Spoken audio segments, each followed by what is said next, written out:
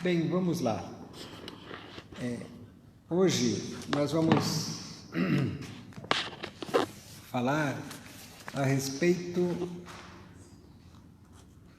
do capítulo 16 do Evangelho segundo o Espiritismo. Esse capítulo é intitulado Servir a Deus e a Mamon. E nós vamos falar sobre o item 4 desse capítulo. O item 4 é intitulado Jesus na casa de Zaqueu. E tendo entrado em Jericó, atravessa Jesus a cidade. E vivia nela um homem chamado Zaqueu, e era ele um dos principais entre os publicanos e pessoa rica. E procurava ver Jesus para saber quem era, e não o podia conseguir por causa da muita gente, porque era pequeno de estatura.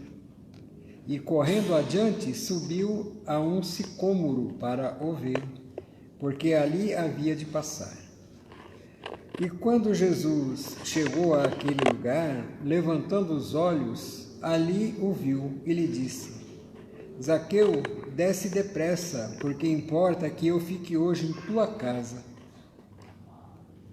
E desceu ele a toda pressa, e recebeu-o prazeroso. E vendo isso, todos murmuravam, dizendo que tinha ido hospedar-se em casa de um homem pecador. Entretanto, Zaqueu, posto na presença do Senhor, disse-lhe: Senhor, eu estou para dar aos pobres metade dos meus bens, e naquilo que eu tiver defraudado alguém, pagar-lhe-ei quadriplicado. Sobre o que Jesus lhe disse: Hoje entrou a salvação nesta casa, porque este também é filho de Abraão, porque o Filho do Homem veio buscar e salvar o que tinha perecido. Isso aqui é um trecho do Evangelho de Lucas, capítulo 19, versículos de 1 a 10. Bem, algumas coisas a explicar. Publicano era um cobrador de impostos naquela época, né? Eles cobravam impostos. Eles eram judeus, mas cobravam impostos dos judeus para entregar para Roma. E lógico que eles tinham lá a sua percentagem. Por isso Zaqueu era muito rico, né? Vivia de impostos. E quando Jesus falou que precisava hospedar-se na sua casa, o povo ficou meio indignado, né? Porque os cobradores de impostos, assim como hoje em dia, não são bem vistos também, né? A nossa Receita Federal, muitas vezes a gente fica meio chateado com os impostos que a gente paga. Mas naquele tempo, então, os publicanos eram chamados de pecadores, porque eles cobravam impostos do povo de Deus e pagavam esses impostos ao povo romano, que era um povo gentio, né? Embora poderosos, eles eram gentios, eles não tinham assim uma religião muito definida. Então, os publicanos eram chamados de pecadores, e as pessoas ficaram indignadas, mas como? Jesus, com tanta casa que passou a hospedar, foi hospedar-se na casa de um pecador, né? Mas aí que está, quando Zaqueu conheceu Jesus, que ele queria conhecer, quando ele conheceu Jesus, que ele sentiu a presença daquele anjo na sua casa, né? Vamos assim dizer, daquele homem fantástico que era o Cristo, ele já foi logo dizendo da sua disposição: olha, Senhor, eu estou disposto a pegar metade dos meus bens, que não era pouco, e distribuir com os mais pobres. E se porventura eu tiver prejudicado alguém financeiramente naquela cobrança de impostos, eu vou devolver a esta pessoa o prejuízo que eu causei, multiplicado por 4 vezes. Ou seja, ele se dispôs a rever a sua vida, rever os seus procedimentos para com o próximo. E Jesus falou assim: hoje entrou a salvação nesta casa, porque este homem também é filho de Abraão, e eu vim buscar o que estava perdido. O que o Cristo quis dizer com isso? Né? Que havia perdoado Zaqueu? Sim, né?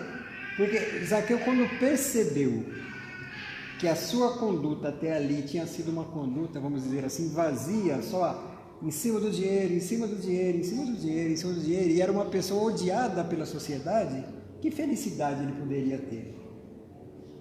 Era uma felicidade que o dinheiro não comprava, né? Era uma felicidade que o dinheiro, uma infelicidade que o dinheiro lhe trazia. E quando ele conheceu o Cristo com aquela aura toda, com aquela fleuma toda, e naturalmente ele queria conhecer Jesus, é tanto que subiu na árvore para poder vê-lo, que ele era baixinho, né? Porque ele já vinha ouvindo falar, né? Tinha ouvido falar das coisas, dos ensinamentos de Jesus e dos prodígios que Jesus fazia, das curas, das lições que pregava, né, dos, entre aspas, milagres que Jesus já havia feito. E ele se sentiu um homem transformado e já se dispôs a mudar de vida, a repartir os bens que tinha, indenizar as pessoas que havia prejudicado. Então, quer dizer, foi uma mudança. Agora, o que essa lição nos traz? Que não adianta só nós convidarmos Jesus para estar em nossa casa, para estar em nossa vida, conhecermos a Jesus, né? E esse conhecimento, essa bênção, não transformar a nossa vida, né? Então, a partir de que a gente conhece o Cristo, seja de qual forma for, né, que o Cristo foi nos apresentado, e que nós aprendemos as suas lições, é preciso que haja em nós uma mudança. É preciso que haja em nós uma mudança de comportamento a partir do conhecimento e do contato com o Cristo, né? Porque eu vi um palestrante, não me recordo do nome dele agora, vi na internet, né, ele fazendo uma palestra, e em certa altura da palestra, Jorge Elarati, o nome dele, ele falou que se nós conhecemos uma doutrina e agimos de maneira diferente daquela doutrina, essa doutrina para nós é uma doutrina vã. Então, aqui no nosso caso, hoje, aqui reunidos em particular, a doutrina que nos conduz é a doutrina dos Espíritos, né? É uma doutrina cristã, baseada no Evangelho do Cristo, mas que nos traz um aspecto diferente para que nós possamos compreender Jesus de uma forma mais inteligível, de uma forma mais simples. A doutrina espírita trouxe o Cristo para junto de nós, e não aquele Cristo lá, o Filho de Deus, o primogênito, o único, o unigênito. Quer dizer, era um Jesus um tanto distante, né? Considerado o próprio Deus.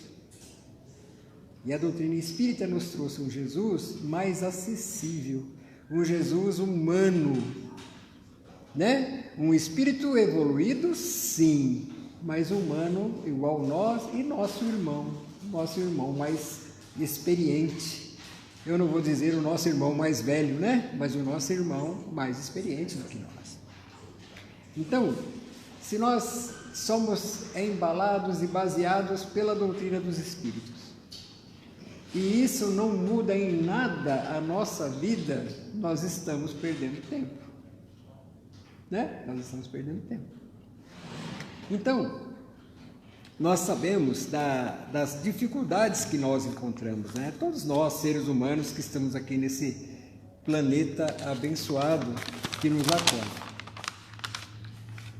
Então, se a gente for ver nos evangelhos, né, alguma coisa que corrobore isso, está aqui.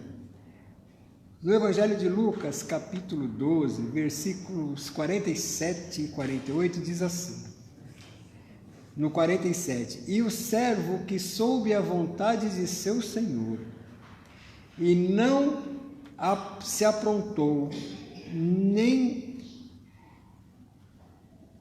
nem fez conforme sua vontade, será castigado com muitos açoites. No versículo 48. E a qualquer um que muito for dado, muito se lhe pedirá. E ao que muito se lhe confiou, muito mais se lhe pedirá. Ou seja, se nós conhecermos a doutrina, se nós conhecermos a vontade do nosso Senhor e não agirmos de acordo com essa vontade, aqui se fala em açoites, né? Mas quer dizer, o prejuízo é nosso. Né? Então, a religião, ela tem que fazer eco no nosso coração para mudar a nossa conduta. Quando Jesus foi questionado pelos fariseus se ele era o Messias e era para livrar o povo hebreu do jugo dos romanos, ele falou: não, eu vim para libertar vocês não dos romanos, mas do pecado, ou seja, da má conduta. Eu vim para lhes ensinar a melhor conduta. Então, se a gente observar, os discípulos que Jesus juntou ao seu redor eram homens comuns. Eles não eram nenhum prodígio, eram pescadores, eram homens simples, né? Tinha lá também um publicano, né? Mateus também era cobrador de impostos. Jesus chegou para ele: Mateus, vamos embora, vem comigo. Ele largou tudo e foi atrás. Ele abandonou aquela vida que ele tinha, aquela vida mundana, e foi atrás do Cristo. Quer dizer, é isso que nós precisamos fazer.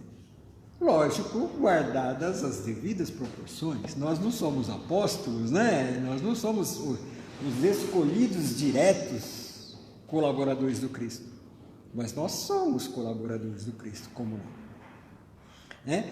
Então, Mateus mudou a conduta, Pedro mudou a conduta, João mudou, Tiago maior, Tiago menor, todos eles foram aprendendo a doutrina do Cristo, que era uma coisa nova, e foram mudando aquela maneira de viver e vivendo de acordo com o que o Mestre ensinava. Foi fácil? Não, não foi fácil. Sofreram muito. Naquela época, sim, era difícil ser cristão. Naquela época era difícil. A própria religião, né?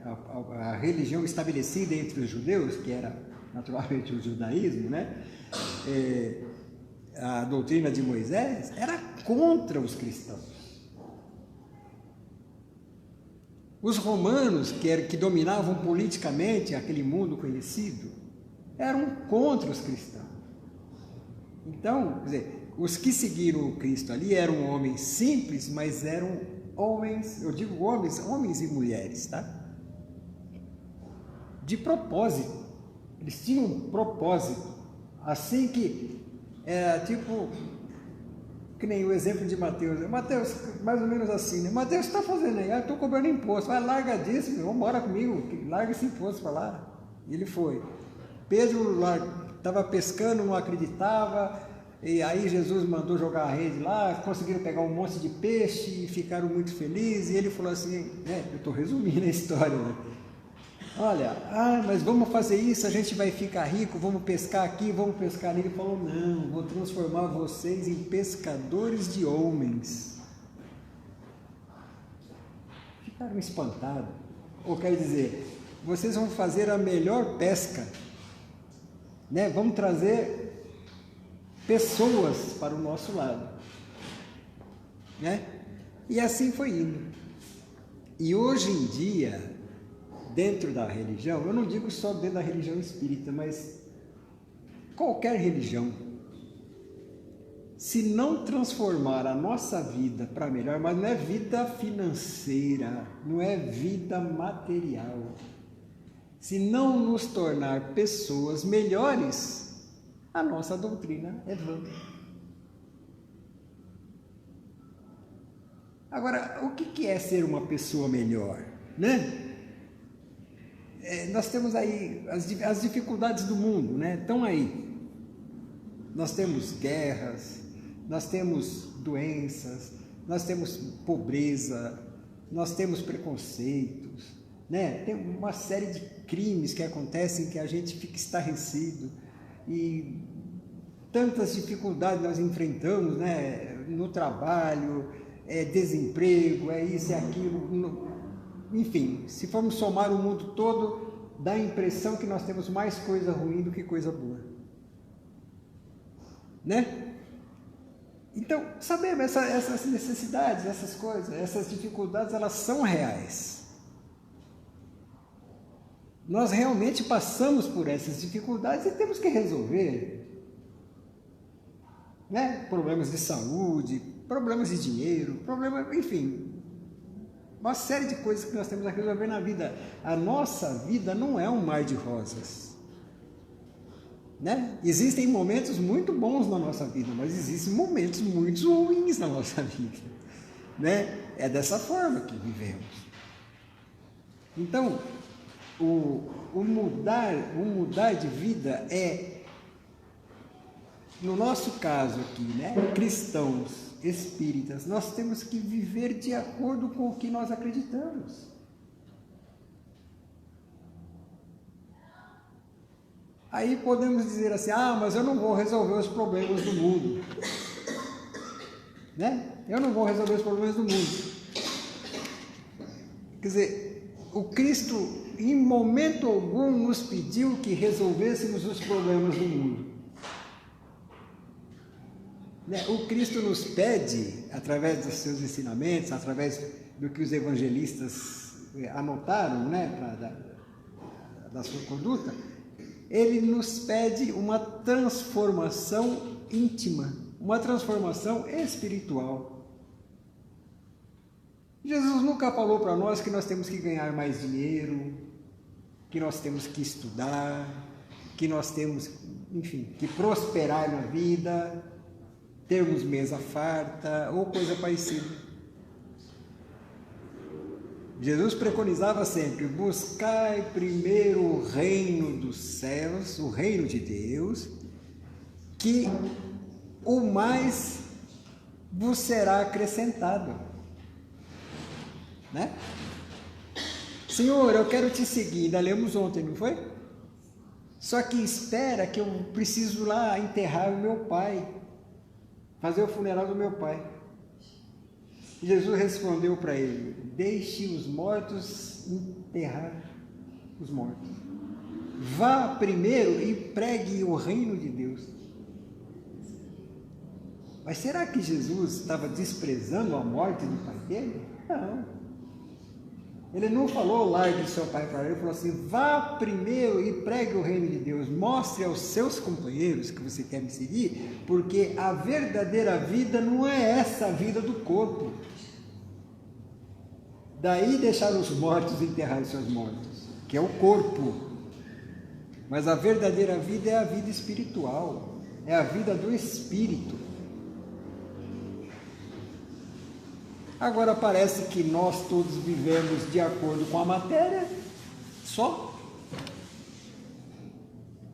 Na primeira dificuldade que sentimos, a gente definha, apela, né? E não é dessa forma que nós devemos fazer. Porque se nós acreditamos que o Cristo está aí conosco, desde o princípio, que Ele nos acompanha, que Ele nos abandona, por que nós não agimos de acordo com isso? E agimos muitas vezes de acordo com o desespero, com a maledicência, com a blasfêmia, com o desânimo. Não é? Então, Emmanuel, né, o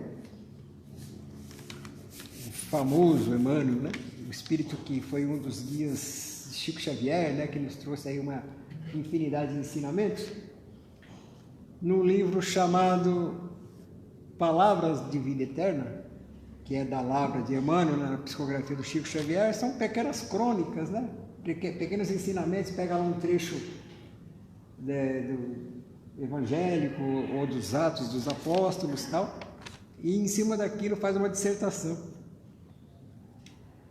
Então, nesse livro, uma das lições, Emmanuel pega um trecho da segunda epístola de Paulo aos Coríntios e pega esse trecho. Estamos orando a Deus para que não façais mal algum, mas para que simplesmente pareça aos aprovados, pareça-nos aos aprovados. Quer dizer, estamos orando para que nós não façamos nenhum mal, não para que a gente seja aprovado simplesmente, mas para que façais o bem, né? Então, dentro do entendimento de Emmanuel, ele diz assim, em determinado trecho dessa lição: o Senhor nunca nos solicitou o impossível e nem nunca exigiu da criatura falível espetáculos de grandeza compulsória. Não nos é facultado corrigir tantos erros e extinguir todas as aflições que campeiam as trilhas da existência, mas todos podemos atravessar o cotidiano, melhorando a nossa vida significativamente em nós e em torno de nós. Quer dizer, nós podemos fazer pequenas coisas,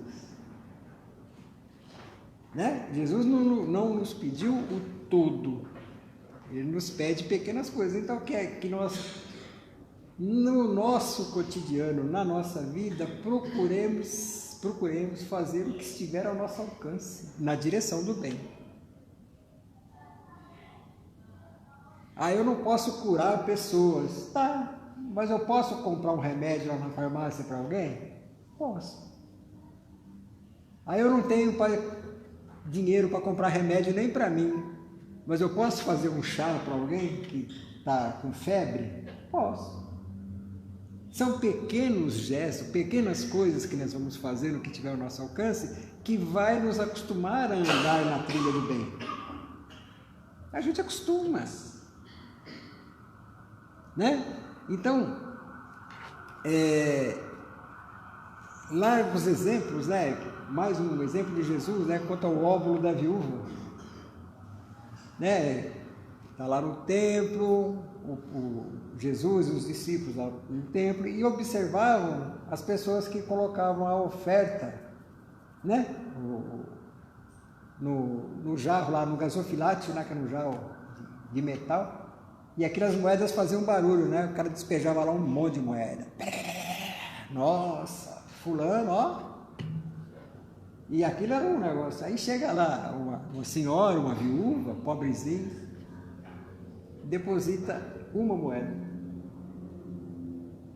que era o que ela tinha. E Jesus disse que ela doou ali, depositou mais do que qualquer um que já tinha colocado ali. Porque ela não deu do que lhe sobrava, ela deu da própria indigência, ela deu o que ela tinha. Então, para Deus, não interessa o valor pecuniário, o valor financeiro, nem o tamanho da ação, importa a ação. Óbvio, se pudermos ajudar muitas pessoas, ajudemos. Se pudermos ajudar uma só, ajudemos. Para Deus é a mesma coisa, né? Quando nós observarmos uma pessoa dotada de muito dinheiro, como existem várias no mundo, muito dinheiro, e nós sabemos que não existe obra do acaso, aquela pessoa tem aquilo, detém aquilo, porque existe um propósito para aquilo. Então nós não devemos invejar, nem cobiçar, nada. Porque se tivéssemos nós de sermos trilionários, nós seríamos. Mas olha lá o propósito, né? O propósito é fazer algo de bom com aquilo e não simplesmente tê-lo, né? Então, eu digo, para a nossa doutrina, o que o Cristo ensina? Que nós caminhemos na trilha do bem. Nós sabemos, né? Sabemos das dificuldades, né? E a gente se deixa levar por esse movimento. Ainda mais hoje em dia, né? Com o advento da internet, pouca coisa sobra de notícia boa. É intriga, é disputa, é maledicência, é ameaça, é tiro, é bomba, é isso, é aquilo. Não é verdade? Agora a opção é nossa. Nós vamos viver de acordo com isso ou nós vamos deixar isso para lá e tocar a vida para outro rumo? Não é? Porque enquanto a gente procura viver a tragédia do outro, nós esquecemos da nossa própria vida, que é a que nos interessa e é pela qual nós vamos responder, pela nossa conduta, não pela conduta do meu irmão. Né? Então, Zaqueu, né? Voltando à história do Zaqueu, que foi por onde nós começamos, quando ele recebeu Cristo simbolicamente na sua casa, ou seja, no seu coração, ele mudou de vida. Ele mudou de vida. Ele mudou do dia para a noite. Né? Porque naquele dia a salvação entrou no coração dele. Mas essa salvação não quer dizer que Zaqueu estava isento das suas responsabilidades. Jesus lhe abriu o coração. Agora cabia a Zaqueu tomar as suas atitudes e fazer. Né? Jesus não se comprava por dinheiro. Tipo, eu vou dar dinheiro. Não? Mas a mudança de atitude, a mudança de postura era o que interessava. Porque Jesus falou, ele também é filho de Abraão. Certo? Então, quer dizer, ele não é um pecador, ele é filho de Abraão igual a todos nós. E assim somos nós também. Então, a partir do momento que o Cristo entrar na nossa casa, temos que mudar. E nós temos que refletir sobre isso todos os dias, porque nós sabemos a dificuldade. Né? Não é receber a visita do Cristo hoje e amanhã estamos tranquilos, não é isso não. Aí cabe a nós agirmos de acordo com os nossos recursos. Né? De acordo com os nossos recursos. É a mudança de atitude realmente. Então, quer dizer, temos que ponderar, arregaçar as mangas e mãos à obra. Porque não adianta, né? A vida não cessa. A vida não cessa. Ora nós estamos aqui, ora nós estamos no plano espiritual, ora nós voltamos para cá, ora nós estamos no plano espiritual, mas a vida é essa, é uma evolução constante. O reino mineral, o reino vegetal, o reino animal, o hominal, o reino espiritual. É uma sequência. E nós estamos participando dessa sequência. Somos todos iguais. E a soma das nossas experiências vai nos levar ao mesmo lugar. Agora cabe a nós irmos mais depressa ou nos atrasarmos pelo caminho. É isso aí. Que Jesus esteja em nossa casa e que a nossa casa esteja iluminada. Muito obrigado.